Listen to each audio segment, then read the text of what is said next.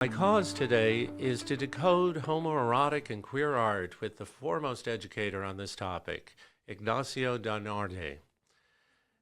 An art scholar and lecturer, his ongoing project, Breaking the Queer Code in Art, uncovers the creative alibis used by queer artists to express their forbidden desires during repressive times. His recent lectures include Don't Say Gay, the Erasure of Queerness in Art for the University of San Francisco, and Exploring Queer Art History through a Latin American canvas for the Museum of Latin American Art. Ignacio is a regular contributor to the Gay and Lesbian Review magazine and was recently honored with an arts grant from the city of West Hollywood for his 4-lecture series about the impact of queer artists throughout history. When I visited Florence, Italy, I of course had to seek out Michelangelo's sculpture of David. Despite all the images I had seen of it, it took my breath away in its presence. I was truly experiencing the masterpiece for the first time. However, I wondered if I was also experiencing Michelangelo's homosexuality, that as a gay man seemed so palpable to me in his artistic expression. I then wondered if there was Americana-themed homoerotic and queer art to discover as well. So let's pull back the curtain and decode the coded art right under our noses in some of the masterpieces created by American art.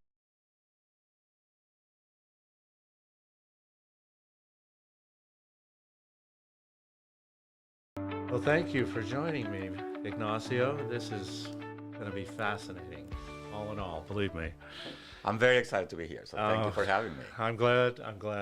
I'm very, very excited. But first and foremost, I want to know what motivated you to seriously investigate homoerotic and queer art, and then decide to curate it in a public lectures about these two categories of art. How did that all come about? Well, the name of my project is Breaking the Gay Code in Art, and it started in a very unusual way. I used to work in the film industry. I was head of international marketing first for Disney and then for Sony Pictures. But art was always my passion. It was what I loved, and I traveled all around the world. I saw hundreds of exhibitions. And one thing that I realized is that many of the artists that I loved happened to be gay. But not the ones that everybody knows about, like, Keith Haring or Mapplethorpe. Many others that I didn't realize they were gay until much later. So that really piqued my interest. It's like, why am I reacting so strongly to these artists? And I discovered that many artists from the Renaissance all the way to David Hockney in present times, they use secret gay codes in their work. Also, that there are secret gay images hiding in plain sight in iconic works of art. So when I realized this to me was such a, I don't know, I have no words, such a revelation that it galvanized me, and it made me leave the film industry over a decade ago to start developing this project, Breaking the Gay Code in Art, that in which I do lectures, as you mentioned. I do articles for the Gay and Lesbian Review.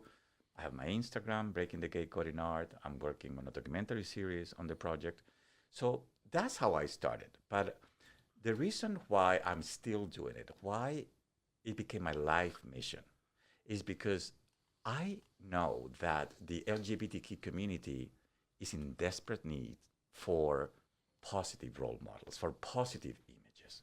And when I give my lectures and I see people's reactions from all kinds of ages and sexualities, and I see how their eyes get wide open and they gasp when they realize the tremendous impact of gay artists throughout history, that gives me so much, power to keep doing it, because it's very empowering. Wonderful. So highly motivating, huh?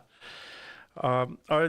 Are they two distinctly different approaches to art, or are they basically the same, homoerotic versus queer art? And the distinction, is it as simple as homoerotic art possesses covert messaging and queer art possesses overt messaging? Is it that simple? It is, but it's not that simple. Okay. But you are very much right. I define a homoerotic image as one that is not overtly sexual, but is very appealing to the gay viewer in a subtle or not so subtle sometimes way.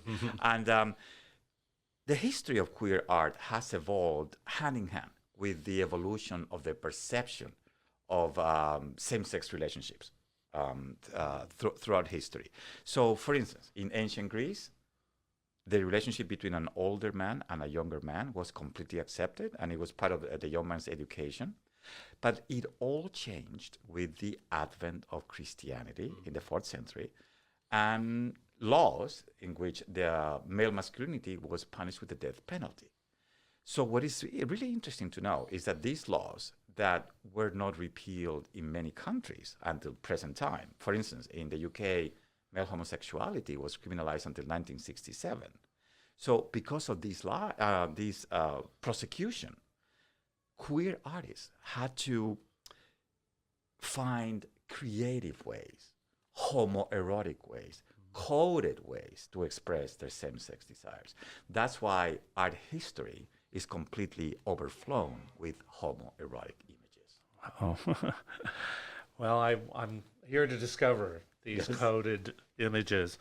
I once thought that the suggestive undercurrent of homosexual themes in homoerotic art first emerged in the art history and then transformed into obvious, blatant homosexual themes in queer art.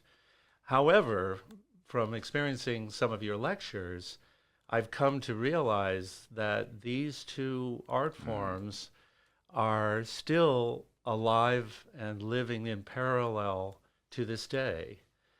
Do I have that right? Absolutely. And you express it really beautifully. What happens is, nowadays, most modern day artists really are free to choose between creating an openly queer image or a coded image. But notice how I say most. The reason being that in many countries around the world, many artists are still forced to hide, to code their same-sex desires in their work. I mean, we may believe which is a fantasy, that the persecution of homosexuality is an old piece of news, but it's not. I mean, over 70 countries still criminalize homosexuality today, and at least 8 of them with the death penalty. So that is, once again, forcing artists to express themselves in a coded way. So it is not a phenomenon of the past. No, it's not. At all. And it may be of the future. And it may, indeed. Unfortunately. Did it all start with Donatello in the 1400s? As research suggests, he sculpted the first statue of a male nude erected in Europe since antiquity. Yeah. So is that the beginning, or per se, or? Okay. That's a perfect question, too. And I'll tell, but before I get into the specifics of Donatello, which is a very important point, one of the key goals of my lectures, of my project, is to shatter the false general belief that queer art is a modern concept or is just a footnote in art history. I find really shameful that schools don't teach students that queer art has appeared in every culture and in all media, from the Egyptian tombs all the way to today's, queer artists. So now that I mentioned this, now I can go back to Donatello. I mean, he wasn't the one, but he was a crucial artist. So he created this bronze sculpture of David, and it represented the story of David versus Goliath, and he created it around the 1440s in bronze.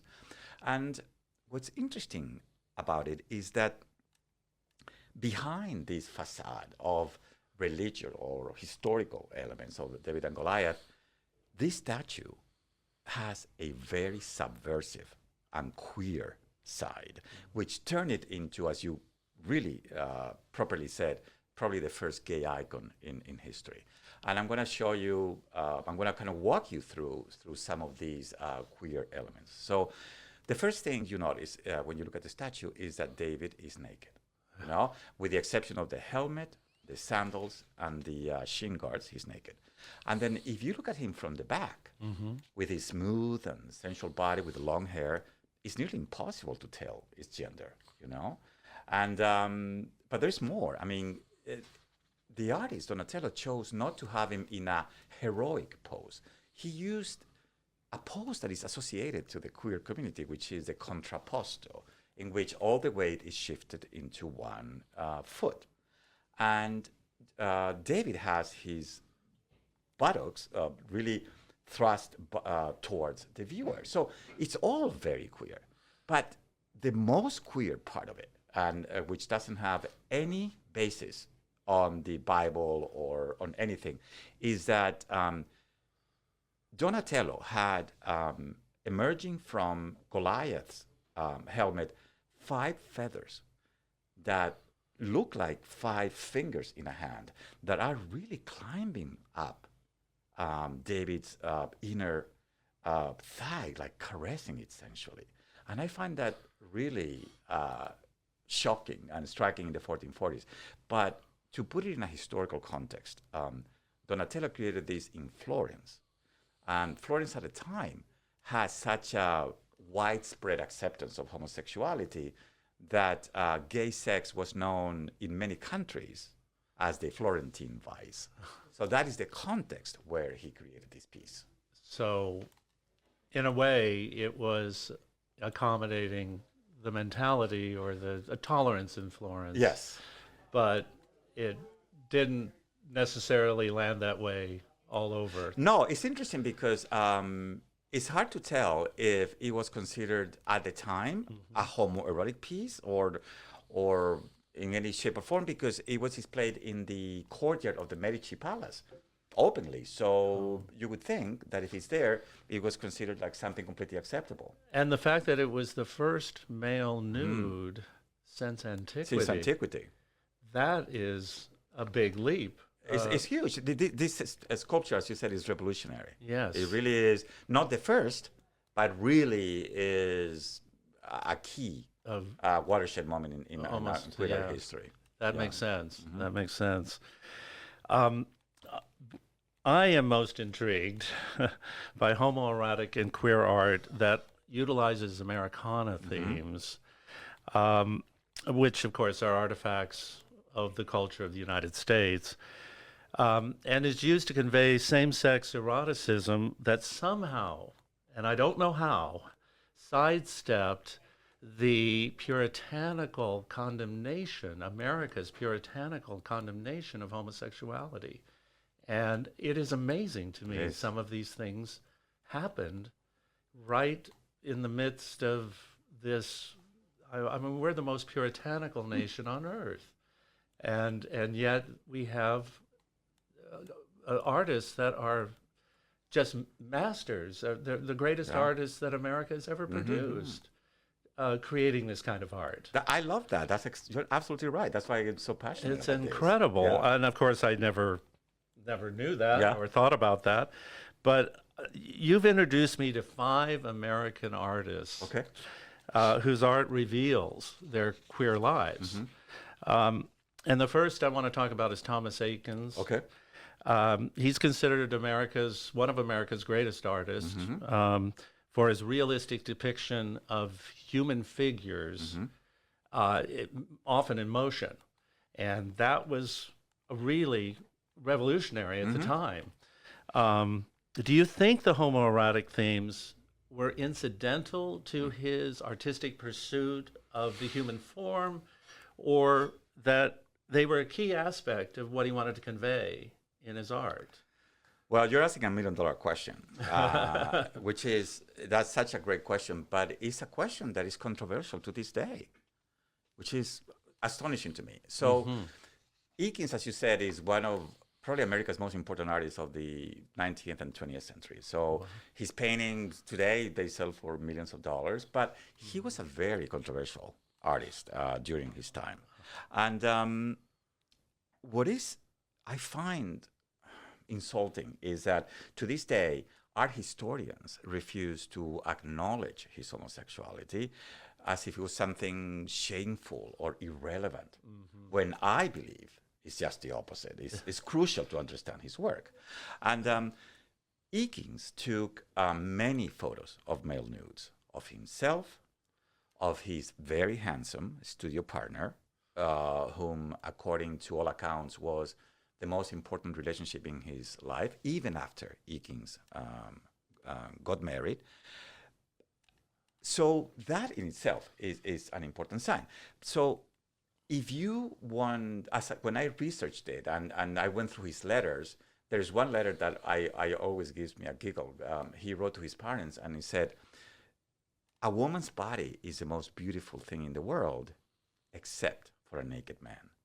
So you know, That's not helpful. It's not helpful. That's exactly my point. So it's just, you know, in any case, if I really want to properly address your question about Eakins, I need to say something very important, which is we cannot apply the modern concept of homosexuality to Thomas Eakins. Oh, and what do you mean by that? Well, I mean, I think it's tempting to talk about homosexual artists from history, but the reality is that Thomas Eakins lived at a time in history in which he created his work, his homoerotic work, before the term homosexual was coined, which in English didn't happen until 1891. So men of Thomas Eakins' era didn't think or believe that having relationships with other men, having sex with other men, was anything abnormal or put them into a category of homosexuals. So getting married and having a family was a duty. It was in no way, shape, or form a proof of exclusive interest in the opposite sex. So it all changed with the Oscar Wilde trials around 1895. That really was a crucial moment because that is when gay identity emerged. That's when all of a sudden it was called homosexual love. That's when all of a sudden male nudes were considered taboo and suspect. So this shift in the perception of male nudity really is at the core of how one of Eakins' most important paintings, The Swimming Hole, was perceived at his time and how it impacted his career. So can you decode The Swimming Hole for us? What are we looking at? Okay. So The Swimming Hole is one of America's most beloved paintings, and universally is regarded as this visual poem to male youth in an idyllic setting. That's how it's described. But the reality is that underneath this painting, this bucolic feeling, there is a very strong sexual current, which turned it into probably maybe the first contribution of homoerotic art in American art history. Is that right? Uh-huh. So Eakins painted The Swimming Hole as a commission, and he engaged some of his students to pose nude outdoors for it. But Eakins knew that the painting was going to stir trouble. So he tried to cover that by loading the painting with coding, with classical codes. So if you look at it, the central figure standing on the rock is posing like Donatello's David. So this classical coding, he wanted to do that to give the painting a patina of respectability. But the patron who commissioned it, when he received it, he was shocked. And he rejected it. This is not what he wanted. In fact, he responded by saying, "Please replace it with a painting that I can donate to a museum one day." that was his actual response. But how ironic, I might add. It is, don't you think? Yes. But the truth is that whether he wanted it or not, Eakins broke so many conventions with this painting. So he could have chosen a fantastical image.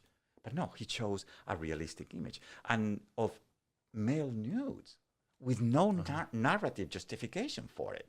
And he chose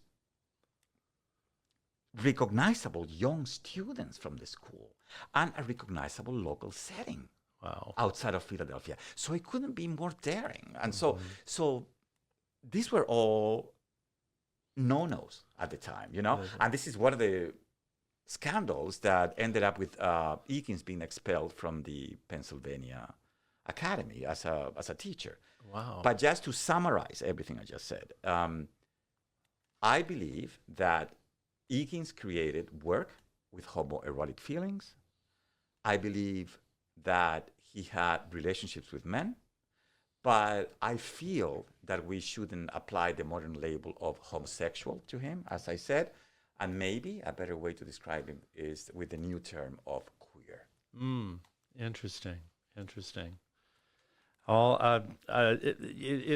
It's amazing because he, whether he meant to or not, contributed substantially to that ambiguity. And it's wondering how much consciousness did he have to that? That is funny because I think that ambiguity is, in a way, what keeps historians, giving them the leeway to say, oh, no, let's not discuss about it. But at the same time, it's what keeps him current and modern at the same time. That's right. And his options open in a sense, wherever his art would take him. Exactly. And but I mean, I think his work speaks volumes. I do too. So the proof is in the pudding. Yeah, exactly. I don't think it's that ambiguous. No.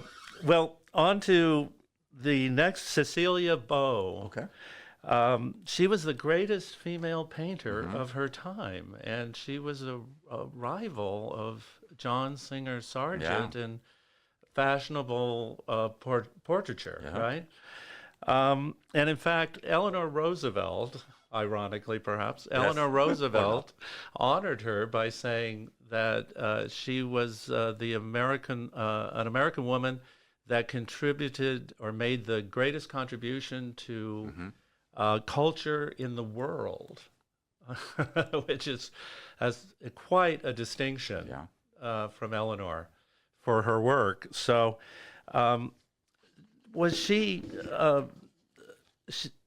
that did her artistic ability allow her to interject or to place homoerotic themes, lesbian themes in her paintings without any particular notice or public condemnation? She just got away with it, in a sense. And I know she was excellent. I mean, excellent is an understatement, artist. Was it just her work was so magical, it really didn't matter? Well, let's talk about that because, like you said, our critics said that Cecilia Beau was not only the best female artist of her era, but of all history. So that's how highly regarded she was. But before I answer your question, again, I need to go back a little bit in history because I love contextualizing the evolution of queer art because that's the only way to understand and to address your question properly. So I believe it's very important to talk about how the perception of same-sex female relationships has evolved throughout history. And just to give you a couple of tidbits, during the Renaissance, sex was only considered sex if there was phallic penetration. So female sex was not considered sex. Okay? Okay. Yes. And then there was a law in 1885 that broadened the prosecution of male homosexuals, didn't include female sex because, once again, was unimaginable. They didn't see it that way. Exactly. So then the work it was described as the romantic friendships between women. And it's romantic friendships that may include, or they did include, living together, love letters, having sex. And what is extraordinary, and I'm going to quote somebody from the era saying that these romantic relationships between women were harmless diversions that kept women out of trouble until the right man came along and awakened their sexuality. So that's how it was considered at the time. So these relationships were called Boston marriages, And the name came from Henry James' book, The Bostonians. And they were completely acceptable. In fact, it was much more scandalous for a woman to live alone. And it wasn't until the very end of the 19th century that sexologists started looking into these Boston marriages, and then the word lesbian started popping up. But at the end of the century. Well, how did this all impact Cecilia Beau? Oh, well, so Cecilia Beau didn't identify herself as a lesbian because that term had an indecent connotation, and even though she had sexual relationships with women. So instead, she identified herself as part of an early feminist movement that was called the New Women. And see, these were women who rarely got married, if at all, and who pursued education and careers that were usually denied to women. Huh? And Cecilia Beau is famous for painting many scenes, intimate scenes, ambiguous scenes with female figures. Again, you could interpret them in many different ways. The intimacy and the sensuality is palpable, but it's not overt. And she also painted many portraits of her young lover, who was the love of her life, called Dorothea Gilder, who was the daughter of a couple of patrons. And doing the research on Cecilia, it's so amazing that to read her letters. So she wrote Dorothea 2 sets of letters. One with small talk and gossip that Dorothea could share with her parents, and other ones with passionate love letters in which she said, "I long to be in the farm, holding your warm arms," etc. So I love how she compartmentalized her life into the letters. But what is fascinating is that in spite of the intensity of this relationship, when Cecilia Beau wrote her autobiography, she barely mentioned Dorothea. Well, she wanted to keep it under control, apparently. Exactly. And also, it's interesting that one thing that I also found out in research is that she was very close to a couple of gay neighbors that lived together, male, but she was very, I don't know what the word is. She used demeaning words to talk about the fact that they were together and they were open about it. That was very interesting. Yeah. That's very interesting. Yeah. Wow, that's wild. Mm-hmm. Well, she was a complicated person. Yes, she was. No, she was a woman of her time. That's true. And we only, I'm always looking at things through a modern lens, particularly in the gay world, the queer world. And you're right, it doesn't connect that way. No, it doesn't. That's why I over-explain the historical context, because that's the only way to put it in the real and how setting. Their work was received also was a product of all that. And she did amazing things with her opportunities and her talent, enormous talent.